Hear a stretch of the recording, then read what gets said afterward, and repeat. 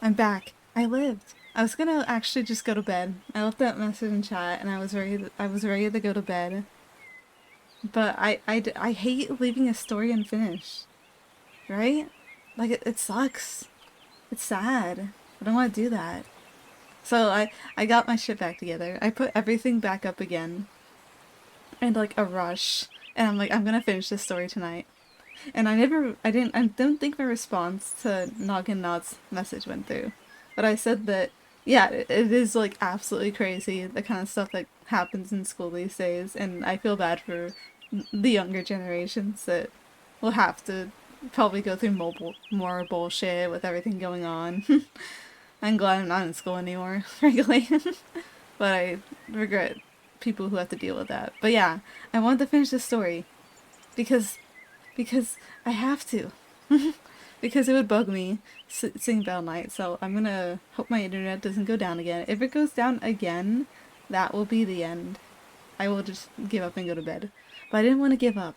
I wanted to give it one more shot and hope that my internet doesn't go down. I might be risking it a bit. It might be a risky venture we have going on here. But you know what? What's life without a few risky ventures sometimes, you know? If it goes down, worst case... Ooh, there's a bit of dirt on it. There we go. It's gonna stop bothering me now. Worst case, if my internet goes down again, we get more tomorrow, because I don't have anything I'm doing tomorrow other than hypothetical, theoretical planning stuff. So I wouldn't mind having a little extra reading day to make up for getting cut off tonight. Oh, my internet's already showing the unstable icon. Okay, it's fine. We're very stable right now, actually. Alright. I went back to the point I remember we were reading at. We're like over halfway through anyways. It would feel a shame. I'd feel ashamed if I had to stop things part way. I'm gonna reassume my reading voice. There we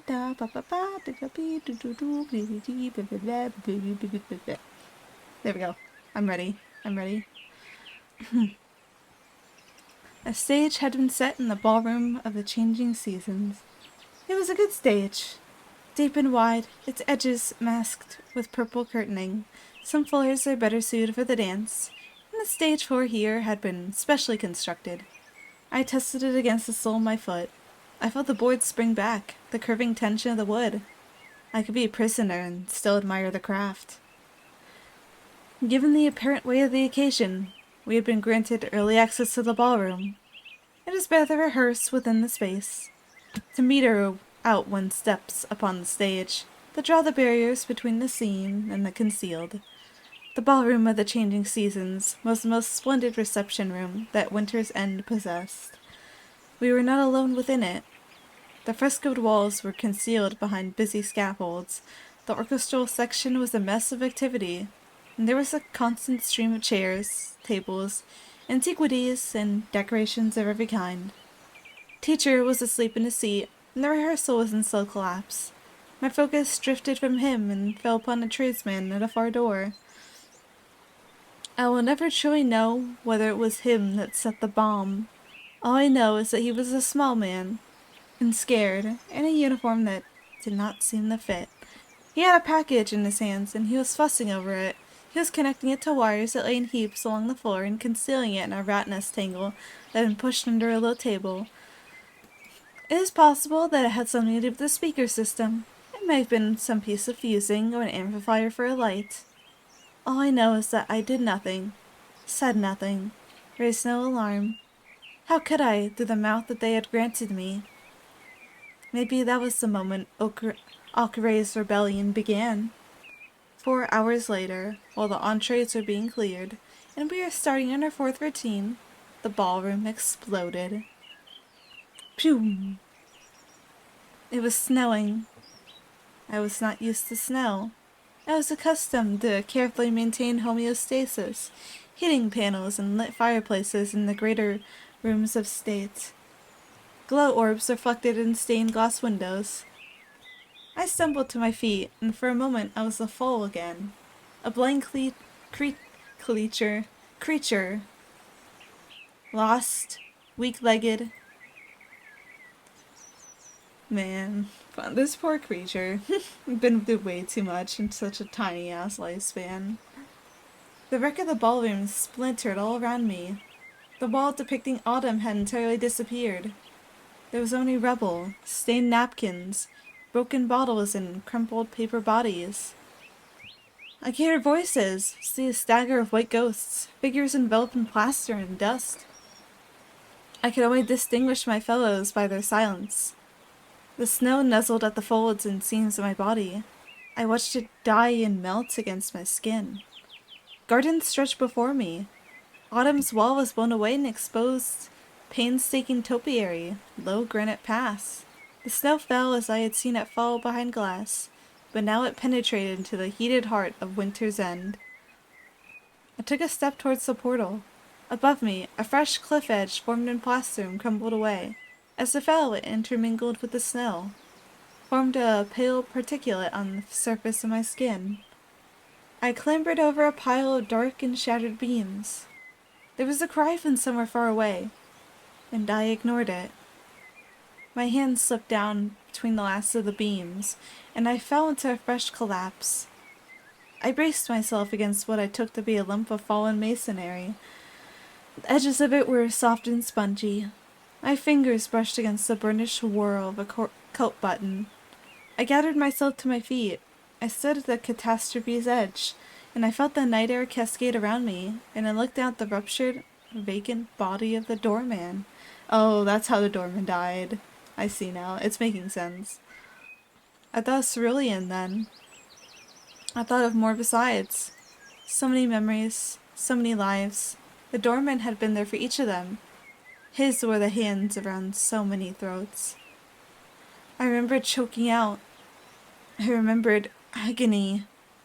Behind me, there were fresh cries. It might have been a cough. It might have been someone calling out my name.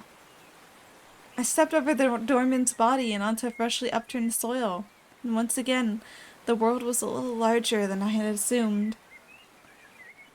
Oh man, poor Akre. Been through too much. And the doorman, they got taken out. I guess there was some kind of like outsider forces conspiring against the palace.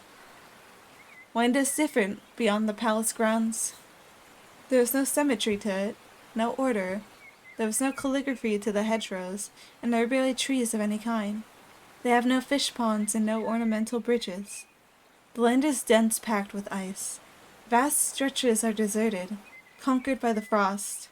The horizon is defined by low barns, ramshackle wooden habitations. Even these are rare enough. I dearly hope that you survive. I hope in time that you will see such sights as these. I walked with purpose and without destination.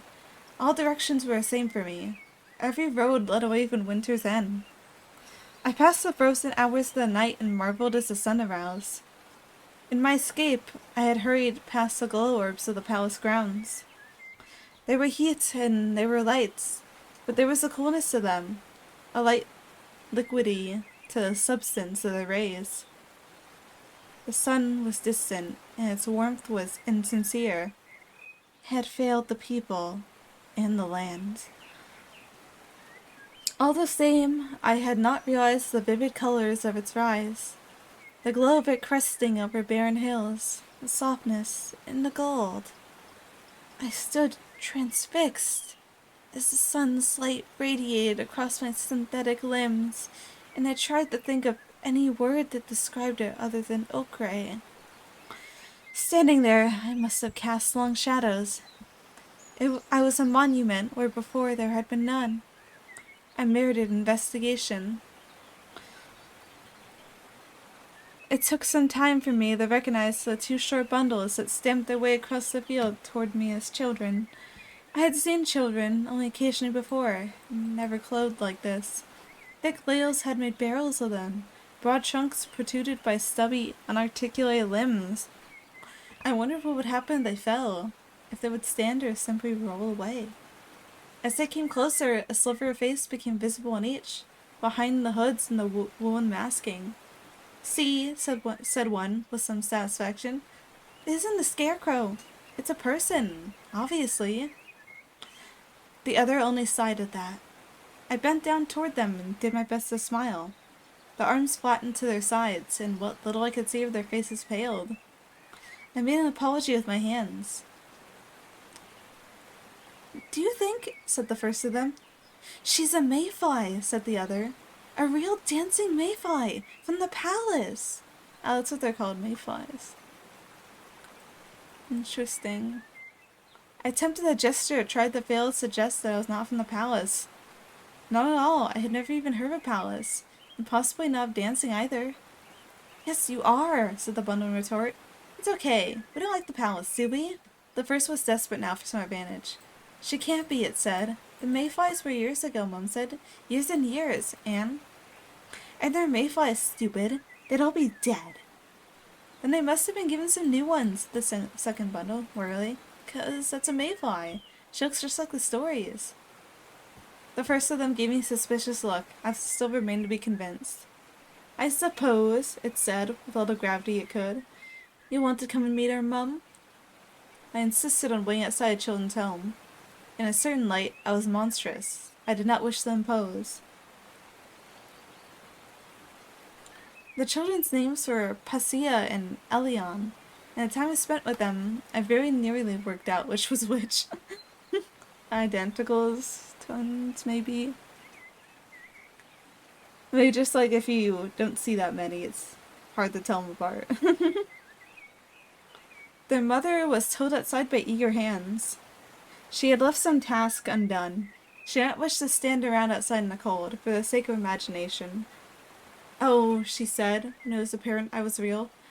"All right then, she had better come inside." I had been inside only one building in my lifetime. The second was entirely different. The whole building was perhaps the size of teachers' quarters. It could have fitted safely into one corner of the studio. At its center was a fire and a metal chimney. What furniture there was had been arranged in proximity to this. "Do you eat?" asked the mother, warily. I signaled that I did not, and she relaxed. Food was a scarcity. "You were right," she called to her children, who were busy unwrapping from their many layers. "She's a mayfly, all right." She turned to me. "Except the mayflies were a gift to them at Winter's End, from the patriarchs of New Fuzane." She watched an unflinching mask on my face. 20 years ago. I remember when they came. Their carriages. I was just a child. I would have told her everything, if I could speak. She sniffed. "We heard what happened," she said, "at the palace, which I guess is why you're here." I waited. "They deserved it," she said, and her face flushed. I waited still. "You really don't eat?" she said. I nodded my assent. Just or did I drink a little, nothing more. Her jaw flickered out for a moment. A decision formed itself inside her. "You maybe want to work?" I lived 8 weeks in the Palace of Winter's End. I lived 8 days in a house in the world beyond. To me, these parts seemed broadly equivalent. One lifetime bisected into 2. My body had begun its slow decline. Senescence wrapped itself around me and stiffened the fluid movement of my limbs. I see. 8 weeks in the palace and 8 days in the world beyond. All the same, the passage of my days delighted me. To track the movement of the sun, to watch over Elion and Passia and the mangy, omnivorous chickens. Mangy? Yeah, mangy. That's how you say it. Mangy. They kept penned in with a netted curl of the wire, to nurture what plants they could in the chill and desolation of the earth, to harvest scrawny vegetables for their evening meal. In return, a bed and sugar water. Not quite the elixir of old, the formula which the patriarchs had handed over long ago. But I drank it 3 times a day, and it sufficed, although it was unable to forestall the creeping obsolescence in my frame. In return, the affection of Passia and Elion, induction into their world of shadows and of games. In return, I had spent 3 nights in their home when it happened. The children were upstairs and long asleep. I was curled on a nest of sheets and warming myself against the dying of the fire. Outside, the wind was coming fast and strong. Melissa, the mother of the 2, was at the far section of the room. My internet's still okay, right? Yeah. Just double checking, you know. Just being sure. She was digging through a set of slanting drawers. Her back was to me, and I watched the imperfect musculature of her rise and fall. Not manufactured, not pressed perfect as I had been. A little hunched, a little worn. No less beautiful, the way her hair fell in messy flocks around her ears. She made a sound of triumph and turned around. I closed my eyes, pretended as if I had not seen, as if I had not observed her work. I watched the fire sputter through the thin membrane of my eyelids. "Hey, you," she said, and suddenly she was above me. It pained me that she did not know my name.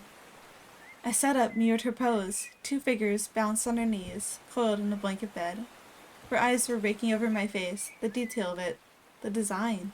In her hands she clutched at something, concealed in the folds of her shirt. She was unsure now.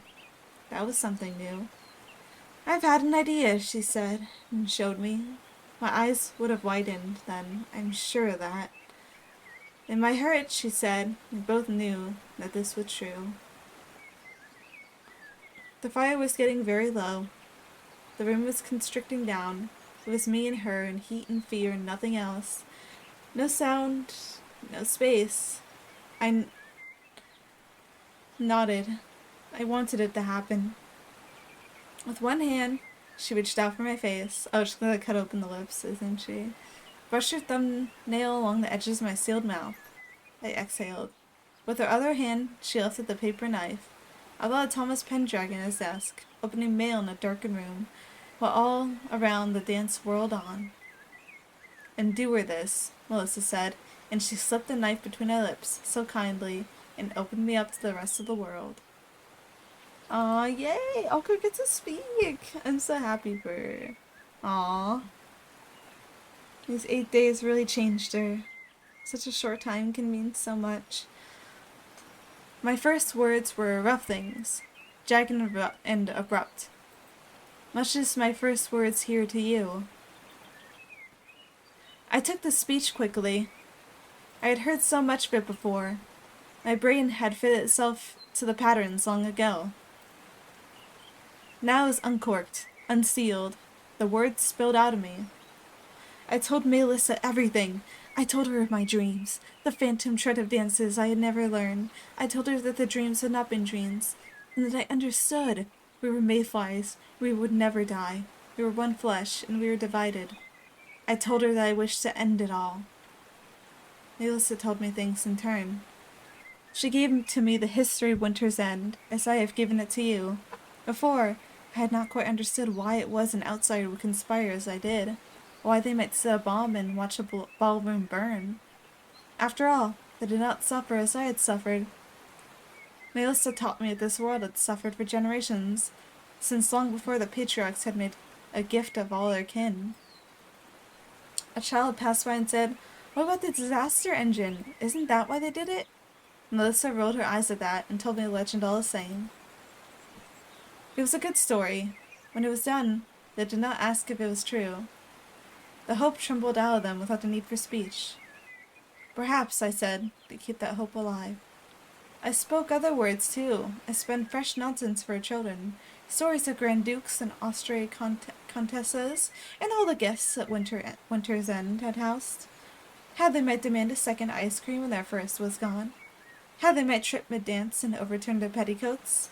They roared at that. I even spoke to the chickens. Their every throaty cluck I answered with my own. I was a speaking engine. I was entirely voice. I might be halfway through a tale and find my audience asleep. I was a frail old mayfly. Even a child's weight was beyond what I could take. I would fetch a blanket from my hoard, and through it all, I'd persist in telling them my story. There were times when I danced, too, for their delight, their merriment. I taught the steps to the child that I believe was Elion. He had a talent for that sort of thing. Melissa and Paisa would watch us move in time, my tall and golden body against his tiny, muffled shape. They would laugh and throw pine cones, and we would laugh in turn. I was not surprised when teacher came. I had not run far enough. A more sensible creature would have fled after that first night of rest. They might have spent the rest of their life in fleeing. Having arrived, however, I knew that I could never leave. I had world enough. Death would not erase what I had lived. Besides, I knew what teacher did not. I was standing some distance from the house when he arrived with his retinue. They were not armed, and was a haggard mayfly. Arms would be in excess. Teacher walked with a stick now. He was folded inward on himself. "All gray," he said, in simulation of a friendly tone. His words slurred against one another. "We've been looking for you." "Hello, teacher," I said. I thought that may have been the case. I watched with some enjoyment as he recoiled. I glanced back to the house. Melissa at the window, pressed up tight. She was sensible like that. I had told her they would come, convinced her not to intercede, 'cause she has people she needs to protect too. I gave myself freely into their captivity. There was no alternative. I owed Melissa too much to allow her fragile dough to be broken down, her gallery kitchen to be disassembled. I thought of the figure of Thomas Pendragon, rendered in silver threads. The paleness of each, the lack of substance. I thought of death and birth and death again. I allowed teacher to lead me away, to return me to the prison of Winter's End, and most of all I thought, this time it is not the same. This time there is a plan. I was not surprised by what came next. I returned to the palace, and very soon afterward, they killed me. This proved to be something of a mistake, because the mayflies live on in each other. Ooh. Ooh, I'm invested. Ooh. This is why I came back. I have to finish this story. It's important. It's important my internet cooperates too. Very important. Come on, internet. You're cooperating, right? You're cooperating. Yeah. Everything's good. Words said moments before disaster. Teacher was unhappy with the doorman's role. He had no talent for it. It did not help him that he had died before. I knew all my stiffs by heart, and he was a poor partner in them. The place was a composite scaffolds and plastic sheeting. Blasted open, I could see the varied ages of it. The coarse stone, the unfurling petals of the pleasure wings. The bomb had cracked it down the middle, and I suspected it might never be quite the same. "It's this way," I told him, once we had ducked inside an arched doorway. My hands were tied. 2 guards remained to accompany us to my end. The corridor was piled heavier than before. Cardboard boxes, bills of paperwork, empty plastic packaging. We moved across it cautiously, in the half-dark, until, through an open doorway, I saw the lemon yellow of the walls and the whitened edge of a plastic sheet. It is no easy thing to die. I became reluctant, then. I required to be prodded, dragged bodily across the threshold of this room. I stood just there, to your left. I stood while teacher pulled back the curtains, as I have, and revealed the mother of us all. A long metal body, a series of interconnected tanks, the greatest of them so much larger than a man. She reached upwards to the ceiling.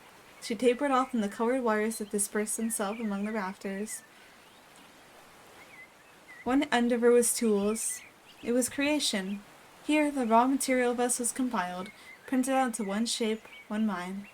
Thin fingers of blood matter that built us up, layer by layer, until we could be born whole. No nurture from mother, of course. No love. Just a process, an etching of clay into a more useful shape. Her fingers lie around you now. The mother of us is large, yes, but you were larger. The midsection was exposed by a series of transparent panels. Through these we could see thick, slurry churn, stirred in drums and kept in liquid form. This is our essential state. This is how we were first provided, that our decaying bodies long to return to. I recognized us all, and said so. Teacher was silent in response. The doorman was always silent. He would carry us in like sacks, slung across his wide shoulders. He had no thought of our autonomy, our personhood. We were ingredients. We were detritus, I think that's how you say that. He followed the approved process for disposal. Disposal occurred in Mother's threshing jaws. The truth of it is that we are difficult to kill. There is no brainstem. We have no arteries. We need to be broken down, reduced into a finer state, ground and pulped and intubated, and later reconstituted like a party snack. Stripped all through with the meat of our ancestors. The world has only so much thread. We would be wasted in a grave. And so we are destroyed, rebuilt, destroyed. There is a Cartoon Network show just like that. In the moments in between, we dance. That is our function. Our children form the bodies of our dead. Recombined, repainted. "We lost 3 in the attack," said teacher, jabbing with his stick at the thick batter it churned at Mother's heart. His eyes watered. "Almareth, Cerise, Chartreuse." He waited, as if I might offer a prayer for their mortal souls. I did not. Teacher sighed. He had run out of all delays. "Time to get a new batch in," he said. There was a touchscreen panel in 2 sections. A simple ratio. Simple recipe. He input the numbers with a single shaking finger. 4 to 4. We stood there for a moment and listened to the hum of pistons as the mother of us all prepared herself to birth again. We stood a moment longer, 2 frail bodies, each caught in their own distinct paralysis. Teacher wiped his eyes. "Well then, Acre," he said. "This is it," and pushed me into the hungry, belated mouth. What came after? Dreams. Dreams and dancing. Teacher led 4 fresh fowls away. He named them, and he loved them, and he imprisoned them inside his studio world. He avoided the eyes of the older dancers, as he always did. He wondered what it was they knew. The process of our breaking down does not unmake our minds. We linger on in scraps, we haunt our children. In times we are incorporated. Their 12-week span of life swells to something more. Sensation comes first, and understanding later. There were 30 dancers at Winter's End. Or I should rather say, there were. When I was Acre, I remembered other lives, overlapping lives. I remember being Cyan, who lived and died 3 years and 12 generations ago. I remember being Amethyst, who cradled Cyan in his final night and held his hand. I remember being Carmine, the first to stare through a staircase window and wonder how the frozen earth might feel beneath their feet. I remember being Vermilion, the first of us that Clara Pendragon loved, the first that she destroyed. Time passed, and the palace was rebuilt, and eventually my children remembered me instead. They made Acre into one part of themselves. So many of our lives bleed at the edges, so many that might well be the same. Life and death and service and the aging face of teacher, the sole marker of it all. Acre's life was different. Acre saw beyond. She saw the lives that Winter's End had shunted out of reach. We remembered being Acre most of all. Time passed. Those 4 foals died deaths of their own. They were broken down and recombined, and so were others of our kind. Months later, there were 9 of us that remembered Melissa, the feel of her thumbnail against their seamed lips, the kindness and the cruelty of the knife. We remembered more besides. We remembered Cerulean. Cerulean, the night before her assault and teacher, the night before the doorman ground her down and left her in the belly of the mother of us all. Clara Pendragon's bedchambers, a soft and velvet dark, candlelight illuminating the tired, sallow faces of her friends, her confidants, united in their longing to depart in sleep, but Clara was the empress of the nights. I stood, Cerulean stood, at the center of it all. "Just a moment," shouted Clara from the adjoining room. "Almost done. I promise that it's really, really good." It was another 7 minutes before she emerged. Despite their torpor, her friends startled into some alarm. Behind my sealed lips, I did the same. Her arms and face were painted clumsily in the deepest blue. There were fingerprints all through it, and she had clawed away small patches here and there, the better mimic our freckling. She bounded up to me, took me by the hand. Her palm was sticky. The paint was not yet dry. "What do you think?" she asked of everyone but me. "We could be sisters, wouldn't you say?" A sigh from long-faced and despondent girl. "Clara," she said. "Come on." "What? It's—" She searched around for a word and failed. "It's kitsch." "My uncle has a troupe of jugglers," the girl said, "and they're robots. So much neater.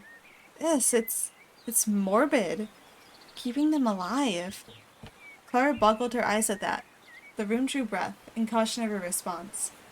She forced herself into a winning smile, patted her friend on the back as if she were some especial moron, laughed. Her friend craned her neck. A vivid handprint now despoiled her dress. If Cerulean was a robot, silly, said Clara, then it wouldn't mean anything that she was here. She would just be a brush or a mirror, she said, defensive now, aware that the sentence was partially an escape. But as it is, her life is ever so short. And look, she's spending it with me. She rested her head against my shoulder. Her long curls tangled their way down across the muscles of my back. She's spending with her best friend. We remember Cerulean's fury most of all. Aw, you can't even let them speak and you're calling them friends? That's not how it works. You might well ask where his revolution began. With Ocre or Cerulean? Was it Carmine or perhaps Vermilion? Who gave us capacity to rebel? Whose thoughts begat our thoughts? How many generations? How many tiny actions and inactions that led him to this point? Ocre was a vital step. This is true. Ocre had a plan. Teacher ought not to have killed her the way he did. He should have isolated her like a disease, like a contagion. He should have rotted her in the dungeon, burned out what remained. Instead, he brought her back, a pathogen at the heart of Winter's End. He disseminated her. Generations rose and fell and rose again, until all 30 of us knew the plan. Perhaps a revolution does not live in plans. Perhaps a revolution lives in action. Perhaps it only shall begin today. Teacher is a pathetic object now. We fussed over him when we visited this afternoon. We made him comfortable, and regarded us with tears in his phlegmatic eyes. We checked on him again before our journey here began. Face down in that green-encrusted velvet, lost in aromatic fog, he never heard the rustle of abducted keys. The procession of us, like ghosts, along the servants' stairs. They are unhaunted now. The doorman is cold and dead, and so they are unprotected. The shadows in great doorways are all still. All that remains to lurk in them is us. Of course, we knew there would be pain. Change is never an easy thing. We're flimsy things and built to die. We could endure it once again. The lemon yellow looks different in the dark. The mother of us all, creator and destroyer both. We overload her stomach, we burst it. We feed ourselves into her hungry mouth. It is a silent process. There are no screams. We draw lots between the elders, and I remain, to tell our story, yes, but mostly to operate the touchscreen panel, to bring about your birth.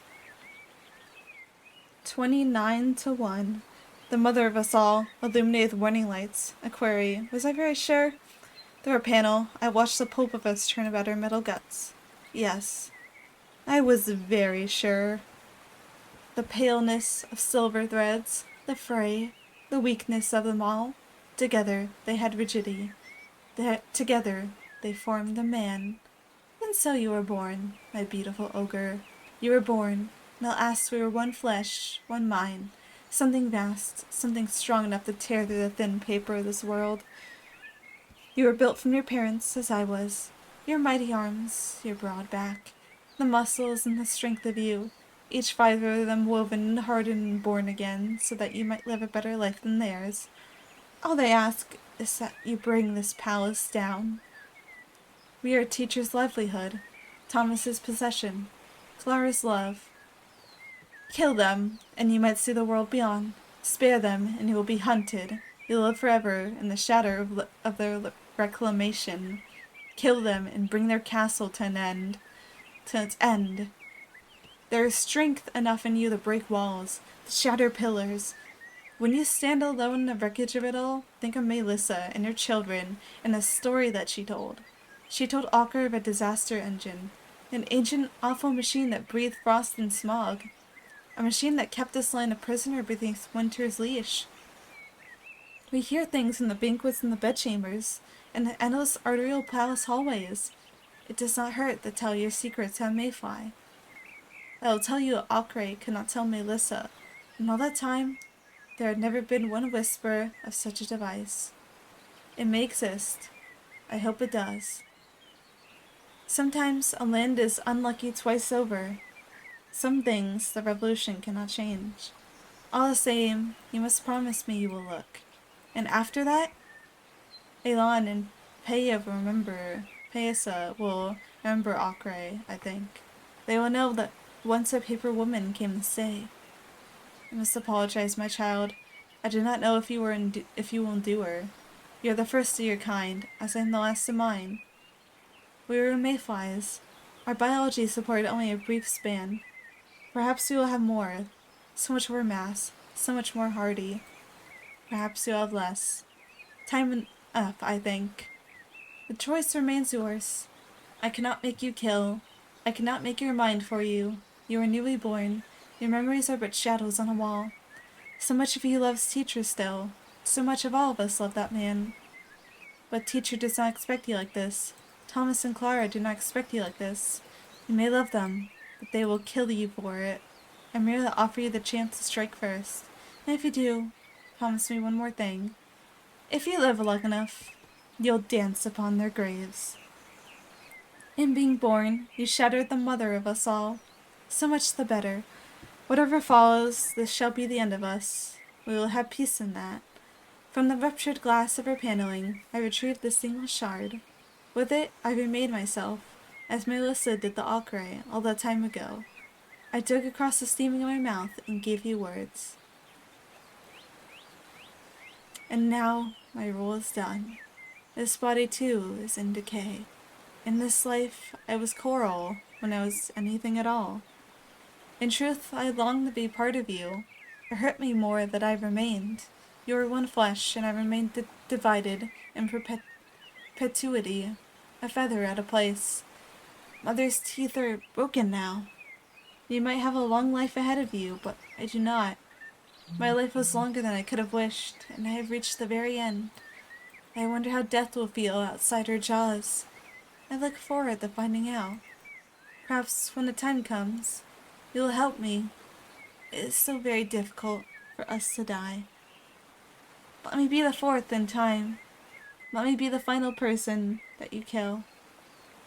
Before that, though, I would like to hear how her story ends. Take the glass from my hands. If you push gently, as so, you'll separate the programmed rictus of your lips. Very good. Now, my child, it is time to make your choice. Tell me, does the revolution begin today?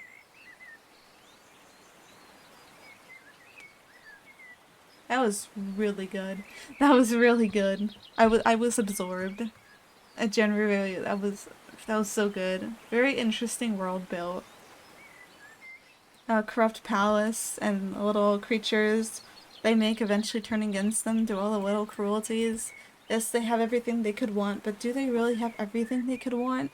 They have food, they have shelter, yes, but do they have, like, respect of consciousness? Are they treated as living beings, or just as entertainment? Are they treated as things to be propped around? Not as conscious beings with wants, fears, hopes, lives? Does the quiet passing of their life, like, mean anything to these much longer-lived creatures around them? And then that's how it ends. Almost all of them sacrificing their life and one left to tell the tale to the creature. I like to think that the revolution does happen, and it lives this one lives a long and happy life. At least so, that's what I'm hoping. To ease my worried little heart.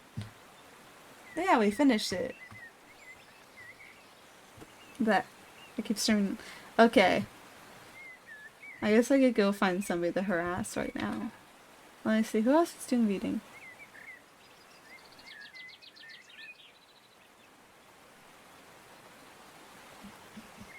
Oh, this person's streaming. How long have they been going? Flowers. I like their vibe. I think I've raided them before, so I'm gonna go bother them. Why not, you know?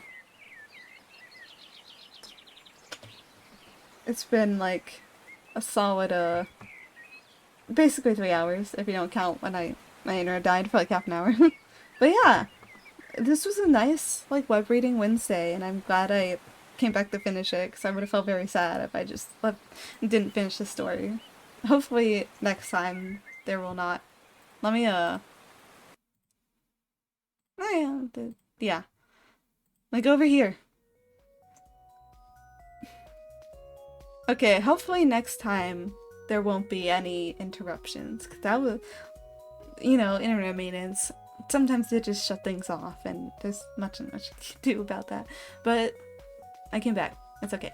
I might squeeze in an impulse stream before, because I want to do Raincoat on Saturday. And there's 3 days, Sunday. There's 3 days between now and Sunday, so I'd love to do like a writing yap stream in that time.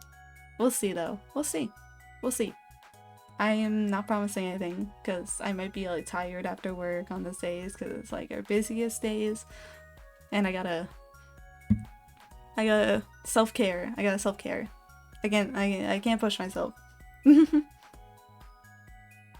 But yeah, I will see what the future holds. But for now, good night, If anybody came back to watch, I'm not sure, but if you did, good night. Next time I will try to make sure my internet is not being maintenance before I decide to stream. But, my internet barely goes down, honestly. It was just unfortunate occurrence, but yeah. Next time will be either a writing stream on probably Thursday or Friday, if I had to estimate. And Raincoat on Sunday, yay! I can't wait to get back to Raincoat, it's been so long. We need to play video game, it's been way too long. There's so many games I want to play, but yeah. Good night, everybody. We're going to go harass people now.